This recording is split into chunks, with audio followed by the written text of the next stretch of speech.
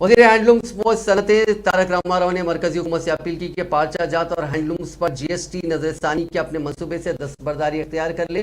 مرکزی حکومت پارچہ جات اور ہینڈلوم پر 1 جنوری 2022 سے جی ایس ٹی 5% کو بڑھا کر 12% کرنے والی ہے۔ مرکزی وزیر پارچہ جات پیوش گوئل کو موسومہ مکتوب میں کے ٹی آر نے کہا کہ گزشتہ 2 برسوں میں پارچہ جات بالخصوص ہینڈلومز کے شعبے کو کووڈ وبا کی وجہ سے کافی مشکل صورتحال کا سامنا کرنا پڑا۔ اس مرحلے پر موجودہ جی ایس ٹی 5% کو بڑھا کر 12% کرنا اس صنعت کے لیے ایک بڑا دھکا ہوگا۔ اس بات کی نشاندہی کرتے ہوئے کہ زراعت کے شعبے کے بعد پارچہ جات کی اور دستکاری کا شعبہ ملک میں سب سے زیادہ روزگار فراہم کرتا ہے، وزیر موصوف نے کہا کہ موجودہ پس منظر پر غور کرتے ہوئے اس شعبے کے لیے اضافی فائدہ اور ترغیبات فراہم کرنے کی ضرورت ہے۔ انہوں نے کہا کہ پارچہ جات اور ہینڈلومز پر جی ایس ٹی میں اضافے کا فیصلہ دانشمندانہ نہیں ہے۔ ملک کی تاریخ میں کبھی بھی اس طرح کے محاصل ہینڈلومز کے شعبے پر عائد نہیں کیے گئے۔